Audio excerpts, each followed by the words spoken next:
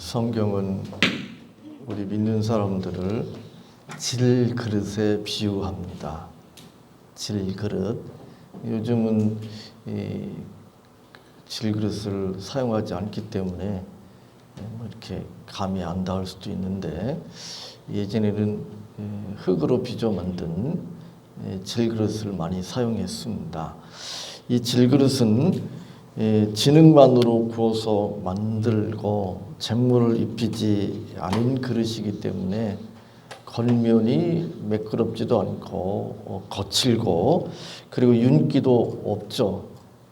그래서 이 질그릇은 그렇게 귀한 대접을 받지 못합니다. 그냥 보통 사용하는, 서민들이 사용하는 그런 그릇이라고도 말할 수 있고, 조금 부정적으로 말하면 천한 그릇 이렇게도 말할 수 있을 것입니다.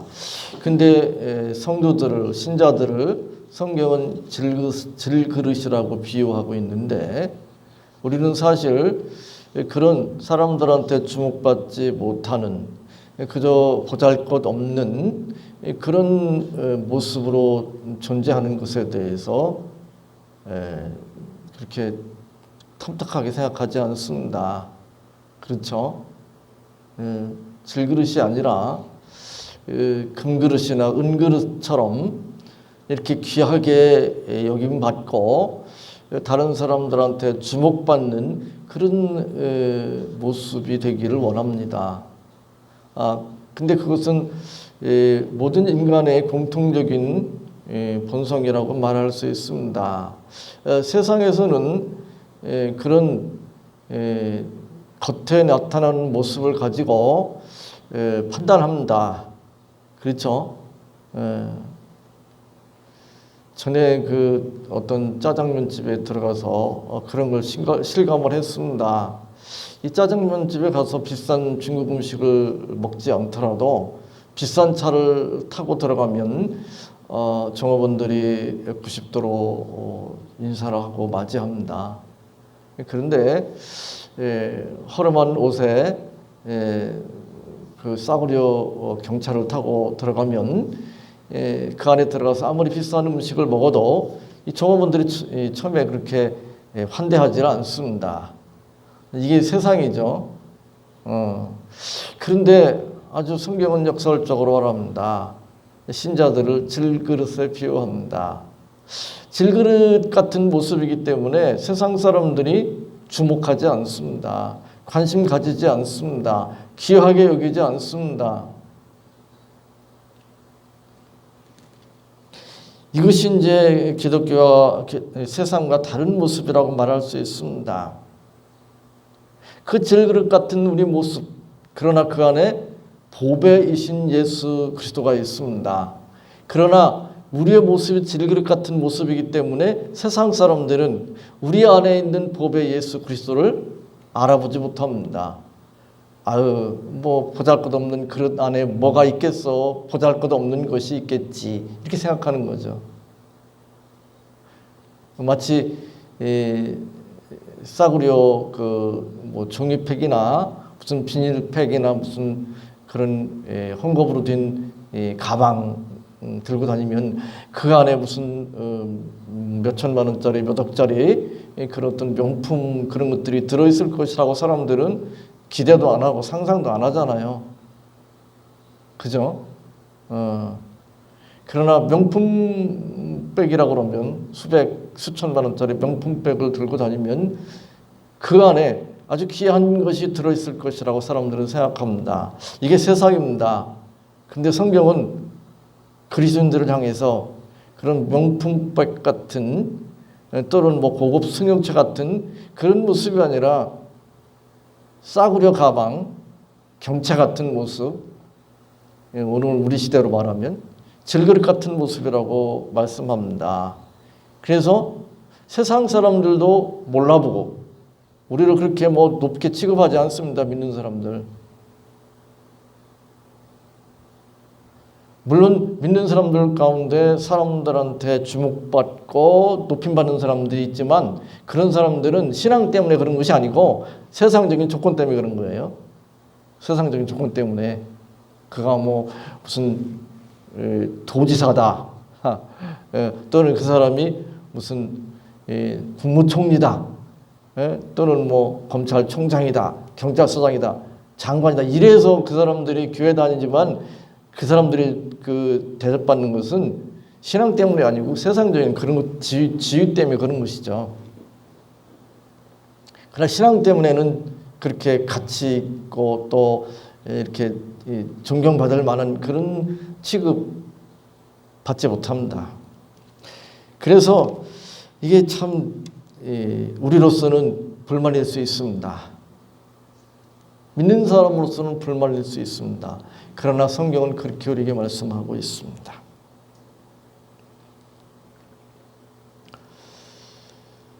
사람들이 하나님 앞에 소원이 있습니다. 사람들 앞에 기도하는 것이 있습니다. 그것도 그냥 기도하는 것이 아니라 간절히 기도하는 것이 있습니다. 그것이 무엇일까요?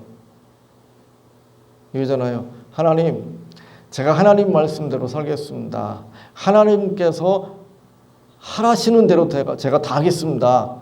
주일 성수하라면 주일 성수하고 11조 하라면 11조 하고 전도하라면 전도하고 봉사하라면 봉사하겠습니다.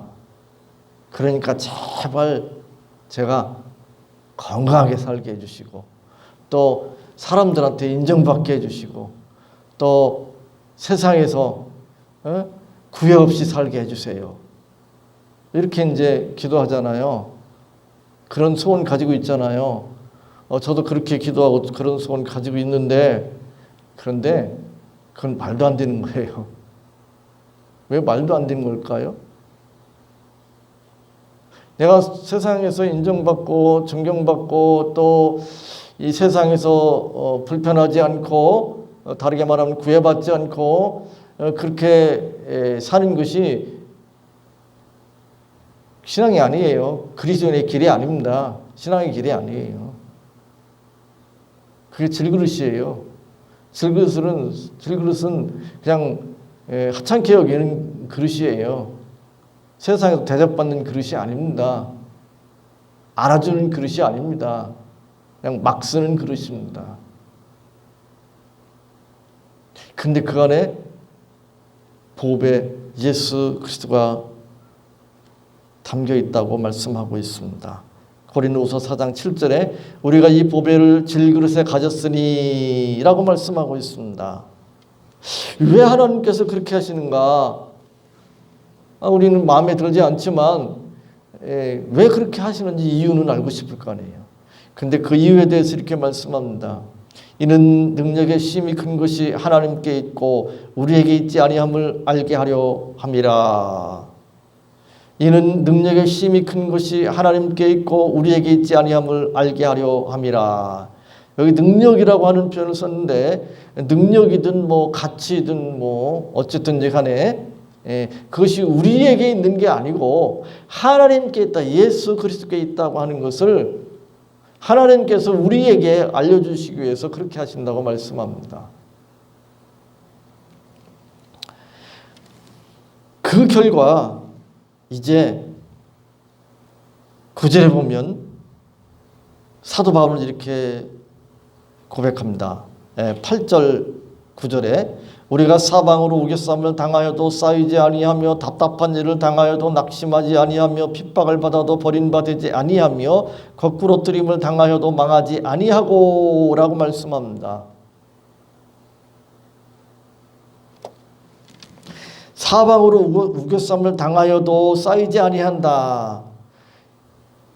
그 말을 세 번역에 보면 사방으로 죄어들어도 움츠러들지 않습니다. 현대인의 성경에 보면 모든 일에 괴로움을 당해도 꺾이지 않습니다. 이렇게 번역하고 있습니다. 우리가 세상 살면서 하나님의 말씀대로 믿음으로 살 때에 세상으로부터 우겨쌈을 당합니다. 세상 사람들이 우리들을 압박합니다. 그 모든 신앙의 행위 때문에 괴로움을 당합니다. 그럼에도 불구하고 꺾이지 않습니다. 움츠러들지 않습니다. 왜요? 그건 나에게서 그런 힘이 나오는 것이 아니라, 그런 능력이 나오는 것이 아니라 예수님으로부터 그런 능력이 나오기 때문이다 라고 말씀하고 있습니다. 또 답답한 일을 당하여도 낙심하지 아니한다고 고백합니다. 현대인의 성경에 보면 난처한 일을 당해도 실망하지 않는다 라고 번역하고 있습니다. 답답한 일, 난처한 일을 세상에서 당합니다. 믿음으로 살다 보면. 근데 그것 때문에 낙심하지 않습니다. 실망하지 않습니다. 또 이렇게 말합니다. 핍박을 받아도 버림받지 아니한다라고 말씀합니다. 또 거꾸로 뜨림을 당하여도 망하지 아니한다라고 고백합니다. 현대인의 성경은 맞아서 쓰러져도 죽지 않습니다. 훨씬 그 가슴에 와닿는 번역이죠. 그렇게 번역하고 있습니다. 왜냐하면 이 세상의 어떤 것도 우리 안에 있는 보배 예수 그리스도를 빼앗을 수 없기 때문에 그렇습니다. 물론 이 세상이 믿지 않는 악의 세력이 우리의 물질을 빼앗아갈 수도 있습니다. 우리의 건강을 빼앗아갈 수도 있습니다. 우리의 명예를 빼앗아갈 수도 있습니다. 심지어 우리를 죽음으로 내몰 수도 있습니다. 다르게 말하면 우리의 몸도 빼앗아갈 수 있습니다. 그러나 빼앗아갈 수 없는 것이 있습니다. 그건 바로 우리 안에 계신 보배 예수 그리스도입니다. 다르게 말하면 우리의 구원을, 우리의 생명을 빼앗아갈 수 없습니다. 그래서 사도 바울이 우리가 사방으로 우겨쌈을 당하여도 쌓이지 아니하며 답답한 일을 당하여도 낙심하지 아니하며 핍박을 받아도 버림받지 아니하며 거꾸로 뜨림을 당하여도 망하지 아니하고 라고 고백합니다. 우리가 이제 바울이 어떤 상황에 있었는지 한번 돌아볼 필요가 있습니다. 사도 바울은 예수님께로부터 부름받고 세움받은 사도입니다. 그런데 사도 바울은 세상 사람들에게 뿐만 아니라 교회 안에서도 인정받지 못했습니다. 사도권이 의심받았습니다. 고린도 교회에서 우리가 그것을 여러 번 살펴보고 있잖아요. 교회들로부터 후원도 제대로 받지 못했습니다. 그래서 어디 가든지 물질적으로 궁핍했습니다. 심지어 먹는 문제를, 먹고 사는 문제를 해결하기 위해서 선교에, 목회에 전념해야 됨에도 불구하고 일시적이지만 텐트 만드는 일을 했습니다. 물론 텐트 만드는 일을 하면서도 복음을 물론 전했지만 바울은 우리가 지금 이제 2000년이 흘러서 이제 사도 바울이 이제 하나님으로부터 받은 말씀들을 이제 성경에 이렇게 들어와 있고 그리고 성경을 통해서 사도 바울이 얼마나 참 훌륭한 신앙인이었는가라고 하는 것을 알기 때문에 우리들은 사도 바울을 존경하고 그래서 자기 자녀들의 또는 후손들의 이름을 뭐 바울이라고 폴이라고 이렇게 짓기도 하고 무슨 단체명도 그렇게 또 어떤 제품명에도 붙이기도 하고 뭐 그렇게 합니다. 자랑스럽게 여길지 모릅니다. 그러나 사도 바울 당시 그가 살아있을 당시에는 그는 세상에서도 인정받지 못하고 교회 안에서도 찬밥심새였습니다. 제대로 교회들로부터 후원받지도 못했습니다. 교회들로부터 이렇게 환영받지도 못했습니다. 유대인들은 굶주린 사자처럼 바울을 죽이려고 호시탐탐 기회를 노렸습니다. 끈질기게 괴롭혔습니다.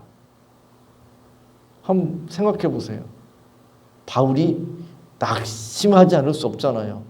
절망하지 않을 수밖에 없습니다. 그리고 우리가 그 성경에 구체적으로 이렇게 설명하지 않고 있지만 사도 바울에게는 육체적인 질병이 있었잖아요. 근데 그 질병이 복음을 전하는데 적어도 인간적으로 볼 때 엄청난 장애가 될 정도의 질병이었습니다. 그 질병 때문에 하나님 앞에 간절히 기도했습니다. 근데 하나님께서 들어주시지 않았습니다. 내가 연약한 그 질병으로 육체의 가시로 고통당하는 그 연약함, 그 고통, 그 가운데 하나님이 오히려 드러난다는 것이잖아요. 이게 인간적으로 보면 정말 말도 안 되는 소리고 궤변이죠. 이거 궤변. 예? 이해할 수 없는 이야기입니다. 받아들이고 싶지 않습니다. 그런데 바울은 그랬습니다. 저는 가끔씩 어떤 목사님들이 물권, 인권, 영권 그러면서 그 세 가지가 있어야 된다고 그러면서 그것을 위해서 하나님 앞에 간절히 기도하는, 예? 금식하면서 철회하면서 기도하는 그런 목사님들 주변에 꽤 많이 있습니다. 그 성경을 제대로 읽었는가 그런 생각이 듭니다. 세상에 물권, 인권,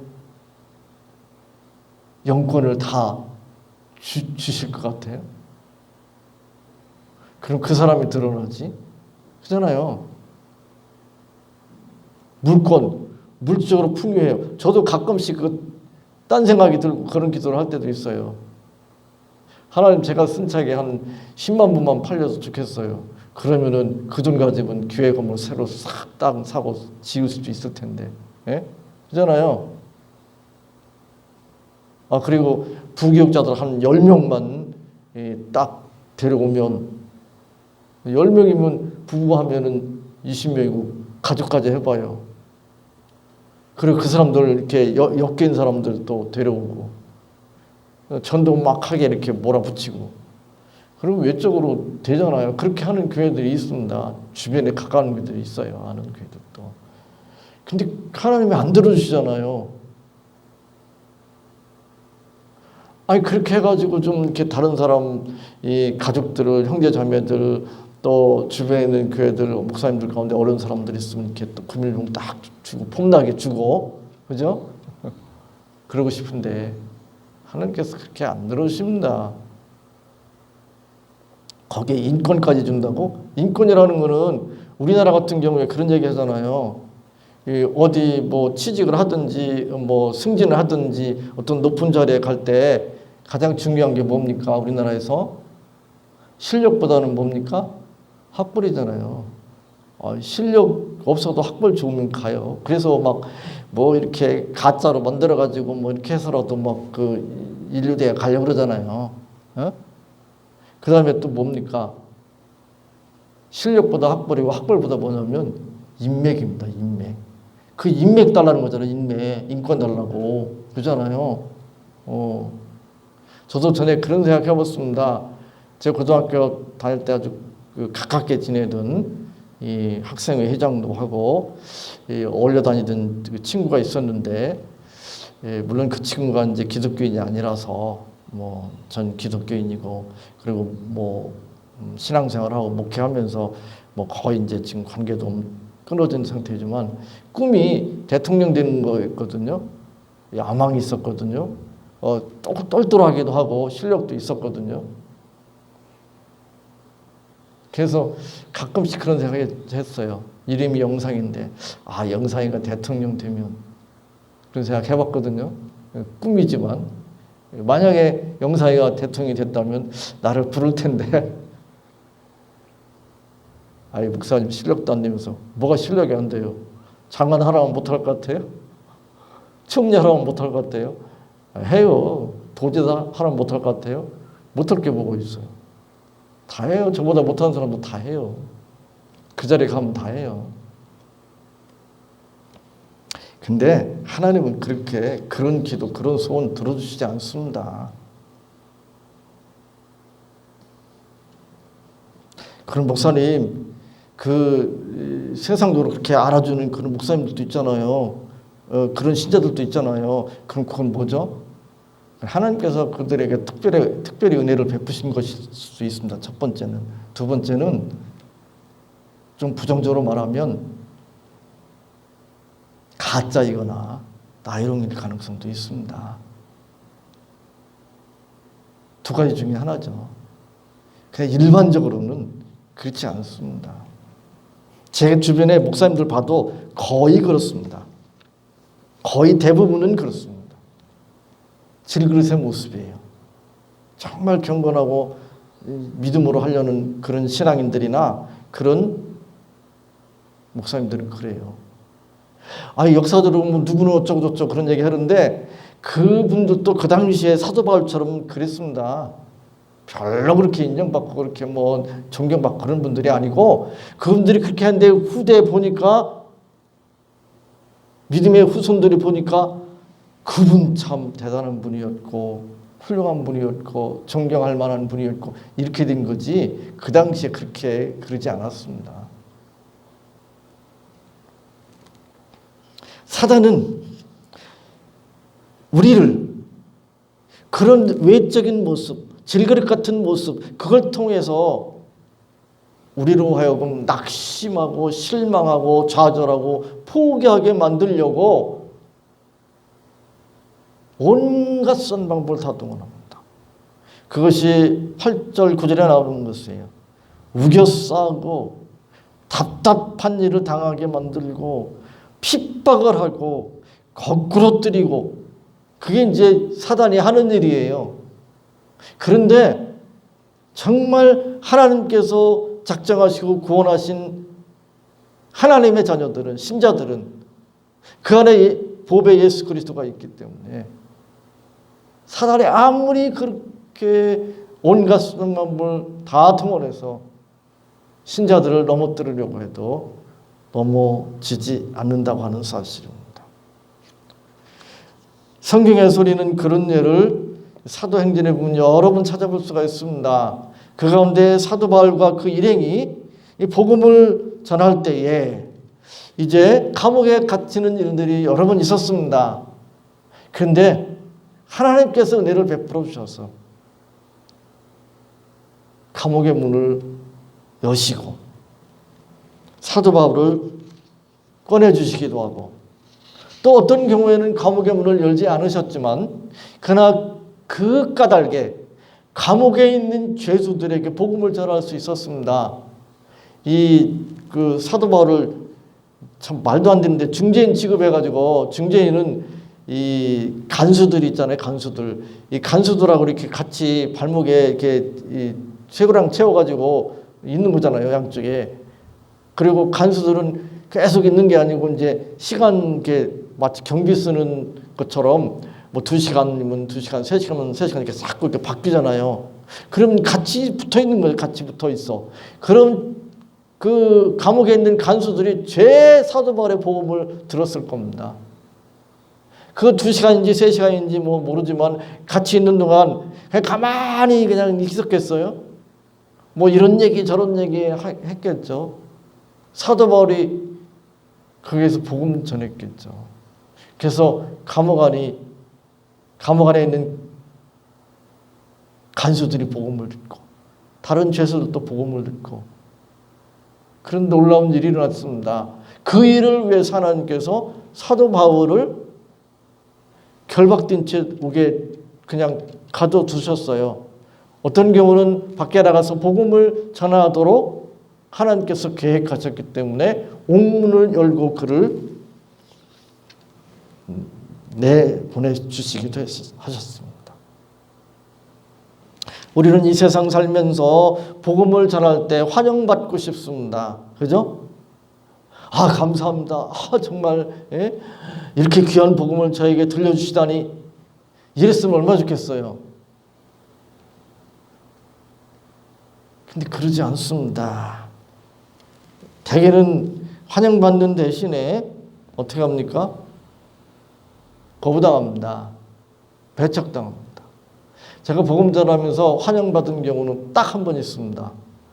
대학생 때 그 농촌 봉사를 가가지고 이제 선교단체에서 나가니까 이 마을에 무슨 뭐 환경 사업이니 무슨 뭐 농촌의 그 뭐야 농번기에 이제 뭐 이렇게 그 논에 가서 일하고 뭐 이런 것도 했지만 이제 복음을 이제 틈틈이 이게 복음을 전했는데 어떤 집에 가서 정말 복음 전하고 아주 상다리 부러지게 이렇게 음식을 차려서 대접받은 적이 있습니다. 한 번 그렇게 환영받은 적이 있는데, 근데 복음을 들은 사람이 그렇게 한 것이 아니고 그분의 딸이 그렇게 했어요. 왜냐하면 그 딸은 기독교인이에요. 자기 아버지가 예수 믿기를 그렇게 원하는데 안 믿어. 그런데 대학생들이 자기 동네에 봉사활동 와가지고 자기 아버지한테 복음을 전해주니까 너무 고마워가지고 상다리가 부러지게 음식을 차려서 이제 대접을 한 거죠. 예. 그 아버지한테 환영받은 건 아니고 그 딸한테 환영받았는데 그 딸이 환영했던 것은 그 딸이 기독교인이었기 때문에 그런 거죠. 우리는 핍박받으면서까지 예수님을 믿고 싶지는 않습니다. 핍박을 받으면서까지 복음 전하고 싶지는 않습니다. 예수 믿어도 다른 사람한테 환영받고 인정받고 또 우리가 복음을 전할 때도 다른 사람들한테 환영받고 대접받고 그랬으면 좋겠습니다. 그죠? 근데 그러지 않습니다. 그렇지 않다니까요. 사도 바울이 그랬습니다.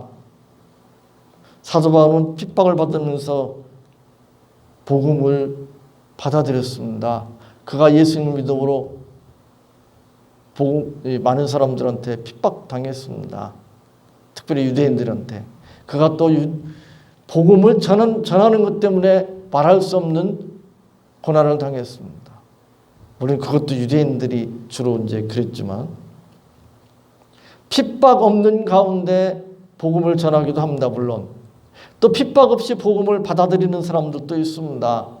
그러나 핍박받으면서 복음을 받아들이고 핍박받으면서 복음을 전하는 사람과 핍박 없이 복음 듣고 핍박 없이 복음 전하는 사람과 한번 비교해 보세요. 환영받으면서 복음 듣고 환영받으면서 복음 전하는 사람, 그 사람들은 환영받기 때문에 대접받기 때문에 그럴지 모릅니다. 그것 때문에 교회 나오는 사람들도 있잖아요. 과연 그가 믿음이 있는 건지 구원받은 자인지 분별하기 어려워요. 핍박이 와야, 고난이 와야 그때 알 수 있어요. 대부분은 다 떨어져 나갑니다. 그 사람들은 겨와 같은 사람들입니다. 바람이 불면 날아갈 사람들입니다. 환영받고 지금 대접받으니까 인정받으니까 뭐 열심히 내고 뭐 그러지. 그건 누가 못해요? 다 합니다. 그건 다 해요. 누구든지 그건 해요. 교회 오는데 뭐 자기한테 경제적인 이득이 있고 뭐 인정받고 대접받고 환영받으면 교회 안 나올 리가 없죠. 근데 교회 나오면 뭐 가족들한테 그렇고 뭐 직장에서도 그렇고 다른 사람들이 막 이상하게 쳐다보고 뭐 정신병자라고 뭐 그러지를 않나 뭐 미쳤다고 그러지를 않나 뭐 그런데 그거 감수하고 교회 나와요. 복음 전하면 막 사람들이 그냥 위아래로 막 째려보면서 막 싫은 표정 짓고 막 아니면 뭐 막 욕하고 이러는데도 복음 전하고 그게 그 사람 진짜 아닐까요? 구원받은 사람 아닐까요? 그 사람이 그 안에 예수 그리스도 보배에 예수 그리스도가 있는 사람이 아닐까요? 그래서 사도 바울이 그런 표현을 하잖아요. 복음을 받아들이고 복음을 따라서 믿음으로 살고 복음을 전하는 삶에 대해서 뭐라고 표현합니까? 죽음에 넘기운다. 사망이 우리 안에서 역사한다. 그런 표현을 쓰고 있습니다. 10절에 우리가 항상 예수 죽인 것을 몸에 짊어짐은 그런 표현을 쓰고 있잖아요. 11절에 우리 산자가 항상 예수를 위하여 죽음에 넘기움은 그런 표현을 쓰잖아요. 신앙생활이 한마디로 뭐냐면 죽음에 넘기우는 것 같은 그런 겁니다.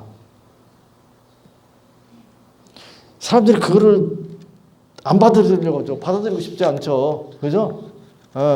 힘들고 어렵게 고난받으면서 신앙생활하는 건 싫습니다. 근데 신앙은 그것입니다. 하나님이 그것을 우리에게 요구하십니다. 세상 사람들과 똑같은 생각을 가지고 세상 사람들과 같은 가치관을 가지고 세상 사람들과 같은 소원을 가지고 세상 사람들과 같은 방향을 향하여 나아간다면 세상 사람들이 우리를 미워할 이유도 없고 우리를 비난할 이유도 없고 우리를 핍박할 이유도 없습니다. 근데 사람들은 그렇게 살면서 그냥 교회에만 오려고 합니다. 그건 신앙생활이 아닙니다. 그렇게 신앙생활하는 사람들이야 질그릇의 모습이 아니겠죠. 질그릇의 모습이 아니겠죠. 은그릇, 금그릇의 모습이겠죠. 세상에서 대접받고 인정받는 사람들이겠죠. 그렇게 사람들이 다 살고 싶거든요. 근데 그것이 아니라고 성경은 우리에게 말씀하고 있습니다. 왜 그럴까요? 10절 11절에 이렇게 말씀합니다. 우리가 항상 예수 죽인 것을 몸에 짊어짐은 예수의 생명도 우리 몸에 나타나게 하려 함이라. 우리 산자가 항상 예수를 위하여 죽음에 넘기움은 예수의 생명이 또한 우리 죽을 육체에 나타나게 하려 함이니라. 예수의 생명이 우리 몸에 나타나게 하려 함이라. 10절 하반절, 11절 하반절 조금 표현이 다르지만 같은 내용이 나오죠. 그것을 통해서 예수의 생명이 우리의 육신에 나타나기 때문에 그렇다고 말씀합니다. 그러므로 오늘 이 말씀을 붙드시기 바랍니다. 신앙으로 사는 거 불편합니다. 피곤합니다. 고난이 따릅니다. 세상으로부터 환영받거나 대접받거나 존경받지 못합니다. 적어도 정말 하나님 말씀대로 사는 사람이라면 교회 다니는데도 사람들한테 인정받고 대접받고 세상 사람들이 미워하지 않고 세상 사람들이 환영받아요? 그런 건 세상에 없습니다. 성경에 없습니다. 여러분들 그런 믿음 가지시고 어떤 상황 가운데 처한다고 할지라도 그것 때문에 낙심하고 실망하고 좌절하지 마시기 바랍니다. 왜냐하면 그것이 정상적인 것이고 그것이 신앙이기 때문에 그렇습니다. 하나님 감사합니다. 오늘 이 말씀 붙들을 수 있도록 도와주시옵소서. 저희들이 이 세상에서는 질그릇의 모습으로 존재하므로 저희들 자신도 못마땅할 때가 많고 또 세상으로부터도 또 인정받지 못합니다. 그러나 그것 때문에 저희들이 실망하지 아니하고 낙심하지 아니하고 좌절하지 아니할 수 있는 것은 저희들 안에 보배 되신 예수 그리스도께서 거하시기 때문인 줄 믿습니다. 세상이 아무리 또 사단이 아무리 저희들을 넘어뜨리려고 해도 낙심하게 만들고 절망하게 만들고 포기하게 만들려고 할지라도 저희들의 이 세상적인 조건들은 그렇게 할 수 있을지 모르나 보배이신 예수 그리스도는 그렇게 할 수 없는 줄 믿습니다. 그리고 그 모든 것을 통해서 보배 예수 그리스도가 드러나는 줄 믿습니다. 이 믿음 가지고 하나님 말씀 붙들고 묵묵히 앞을 향하여 나아갈 수 있도록 주장해 주옵소서. 예수님의 이름으로 기도하옵나이다. 아멘.